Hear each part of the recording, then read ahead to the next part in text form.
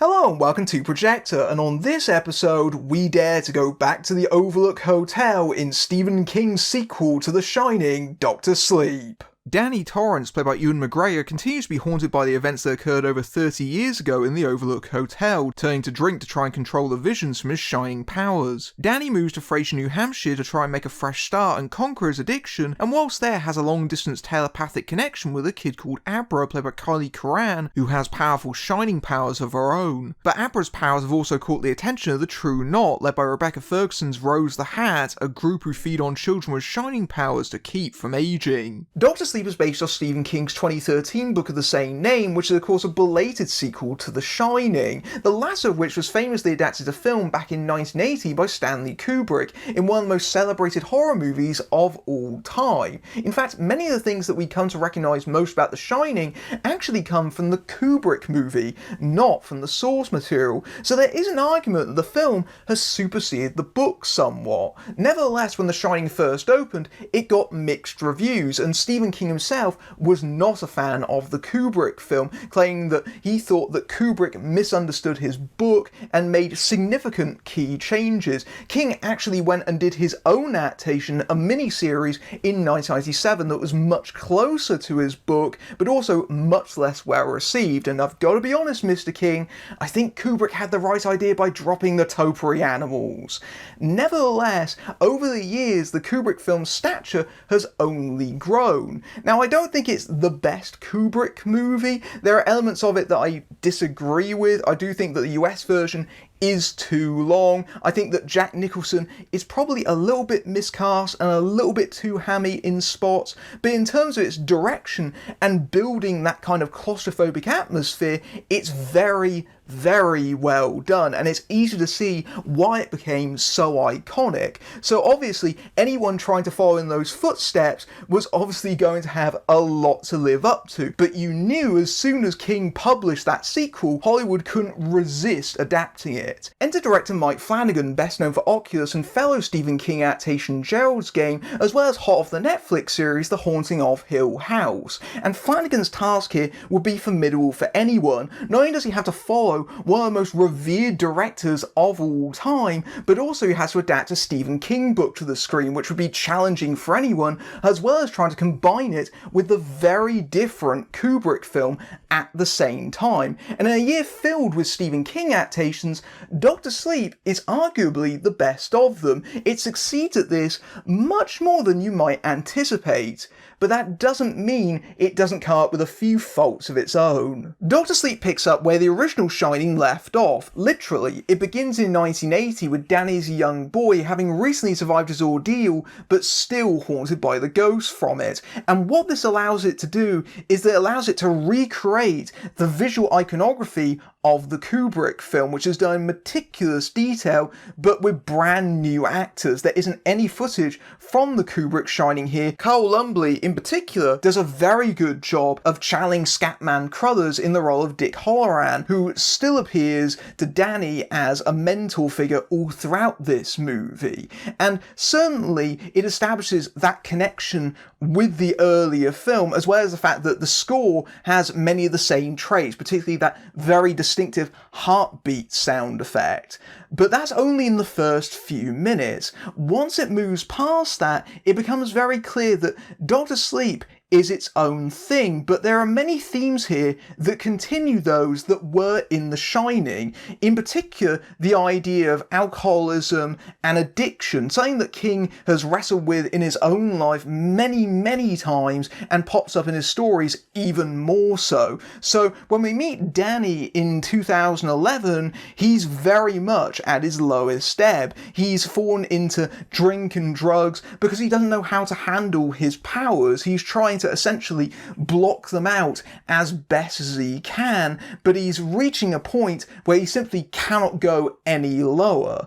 And the point where he realises that essentially he's becoming his own father is the catalyst for change, that he realises that he needs to eventually overcome it, and he needs to face those things head on, because becoming exactly like his dad is his greatest fear. Behind that, of returning to the Overlook in the first first place. And this is a movie about lingering trauma even decades later, especially as Danny wrestles the ghosts of the Overlook into boxes in his own mind. He essentially compartmentalizes them out of existence. And this speaks to something about the issue of trauma and addiction, in that those things never truly go away, but they can be controlled, they can be managed, exactly in the same way that Danny needs to use that with his powers to try and find some positive avenue with them, to not feel afraid or ashamed of it like he has been. He needs an entirely fresh start,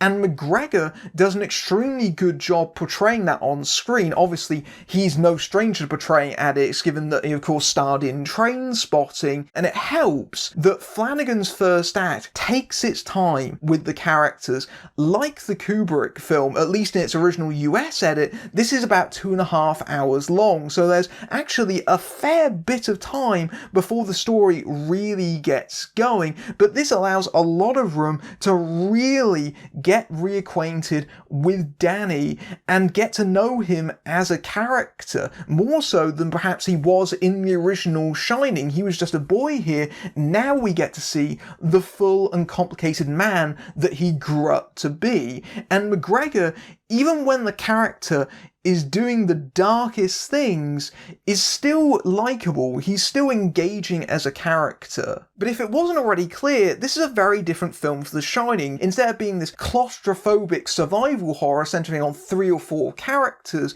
now we have 3 or 4 central characters spread over the vastness of the United States, each getting their individual plot lines playing out concurrently. And so that has a very different feel this time out, but also the fact that there's far more fantasy at play here, particularly in the case of the True Knot, these characters that feed off the steam of children that have shining powers. And Rebecca Ferguson is absolutely terrific in this. As Rose the Hat, she is genuinely terrifying. She's a scary but alluring presence. She, like the rest of them, has been feeding to maintain her youth, and she always talks about how she's the most beautiful woman alive, but she also seems incredibly powerful at the same time. And adding to the horror of these characters is the fact that the scenes where they kill off the children are really genuinely horrifying, particularly a small appearance from Jacob Tremblay as an ill-fated baseball boy who ends up being a key figure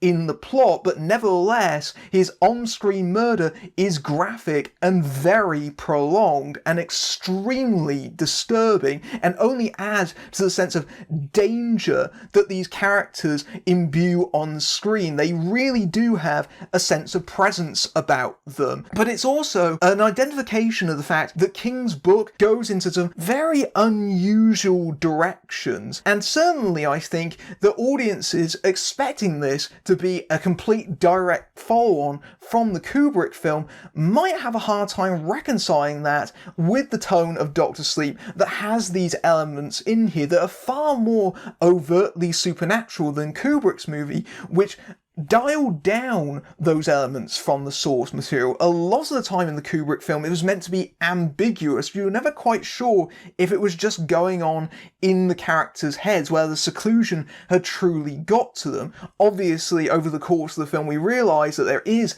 actually something ghostly going on, but it's always in the background of the Kubrick film. Here, it's very much putting that mythology front and centre, and whether you think that works with the Kubrick film, I think is going to be a matter of preference. Again, it means that the movie essentially has to juggle the tone of being both things at the same time, and occasionally it does struggle with that balancing act. And that's not the only flight of fancy here, as there's a lot of surreal elements from the King book that have been incorporated into this film adaptation. For example, Rose has the power to astral project herself, and this leads to a standout sequence where she battles against Abra within each other's minds as they each take turns trying to outwit each other in their respective mind palaces. And that is a very complicated sequence, and certainly something that you would never see in a Kubrick film, but it allows Dr. Sleep to have its own identity, and certainly is where Flanagan puts his most distinctive traits on the film. I think that some of the visuals, particularly in these sections, are really gorgeous, especially that of Rose flying across America, hunting down Abra, that's chilling but also high in spectacle at the same time. While we're on the subject, Kylie Coran did a terrific job as the appropriately named Abra, especially when you realise that that's her film debut, and yet she carries herself with such confidence and presence on screen, even when she's next to established performers like Ferguson and McGregor. But this works for the character, I think, as someone that has grown up with their shining powers and has learned to cultivate and harness them properly in a way that even Danny truly hasn't. She is the purest embodiment of those shining powers.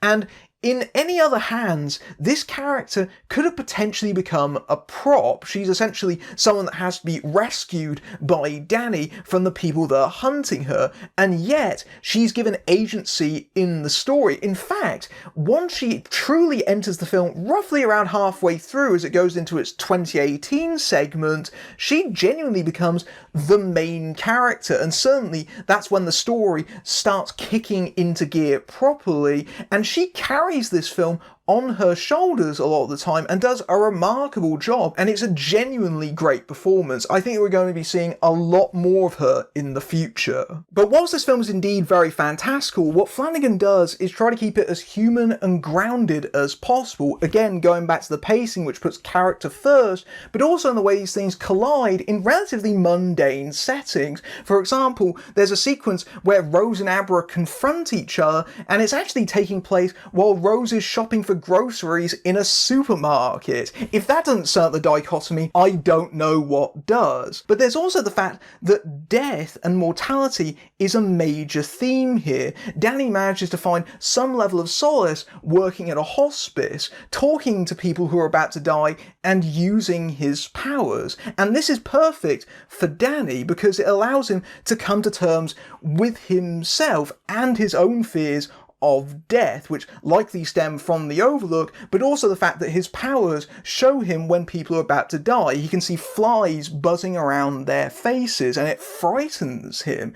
And doing this job allows him to see how he can use those for good. He provides a level of comfort. In many ways, he's the perfect man for the job, especially because he knows that death is not actually the end. It's just merely moving on to another realm. And in that way, it's sort of interesting. It again continues this idea within some of King's work, particularly Pet Sematary, which was remade earlier this year, that death is not actually something to be afraid of. It's part of the natural order of life. It's not something to be messed around with. It's something to be openly respected, and you can see that in Dr. Sleep. In fact, this is such a major part of the film that the title even refers to this. Dr. Sleep is Danny's nickname for consoling his patients. But it's interesting, especially when you put him up against these characters who are essentially stealing youth and trying to chase immortality. They're trying to fight back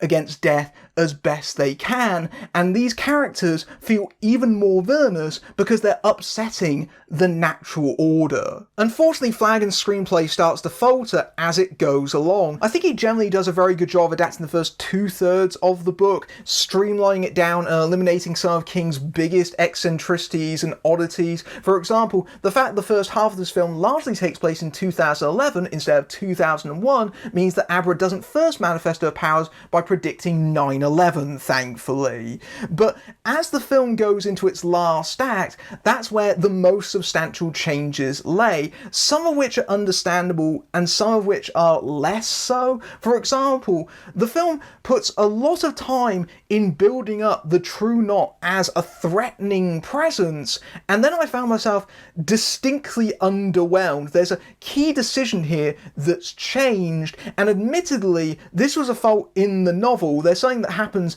in the novel that's not replicated in the film, but the way these characters are eventually defeated feels like a major anti-climax. The fact this movie is 2.5 hours long does start to weigh heavily on it. You feel like it's too long because it spends so much time building up things that honestly have very little payoff. For example, Snakebite Andy is a prominent character for the first 2/3 of the film, but once you eventually reach the payoff, you wonder why they spent so much time developing her. The same goes for Cliff Curtis. Cliff Curtis has a prominent role as someone that helps Danny when he's in Frasier, but again, the way that character is eventually paid off, you wonder why he became so prominent in the first place. But honestly, the major problems really do arrive once they come to the Overlook, because at that point, it's where they have to change the whole thing considerably, because the big difference between The Shining, the book, and the Kubrick film is that at the end of the film, the Overlook was still standing. It wasn't destroyed. So that means that in Dr. Sleep, the film, they can actually go back to that environment. And this gives Flanagan license to recreate all of his favourite bits from the Kubrick film. Shots are duplicated exactly, and seldom a moment goes by without something being a callback. Sometimes they do an interesting twist on it. For example, the bar scene is here, and that's supposed to be a major moment in Danny's arc. It's thematically significant, but that scene is constantly undercut by a major miscalculation. You might think, whilst you're watching this, that actually you're not stepping into the Kubrick film. It feels like you're in the secret cinema version of it, where they've meticulously recreated everything and got impersonators to play the characters on screen. That's what it more feels like, especially as it gears up towards the climax, and essentially it becomes a bunch of crowd-pleasing references. So there's a moment where Danny turns his head to the wall and, oh look, there's a fire axe hanging there, do you get it? Rose walks in and suddenly the lift opens up and the blood pours out. Do you remember that? It essentially becomes ghosts on top of ghosts, and it becomes like this roller coaster ride. Instead of being the Kubrick film, it's closer to the Shining sequence in Ready Player One more than anything. There's also the fact that the way the film concludes is very different from the book, and actually incorporates elements from the book Shining, and that just seems like such a weird decision in my mind. It almost seems like an attempt to appease King for the fact that it wasn't adapted like that the first time around, and it just feels wrong-headed. It does not suit the characters or the story that this is supposed to be telling, and it ends this movie on a weirdly bitter note. But in general, this whole Shining finale really knocked the film down in my estimation, because a lot of what I liked about it was the fact that it was something similar, but also very much stood by itself, and then it just regresses into a whole bunch of quotations.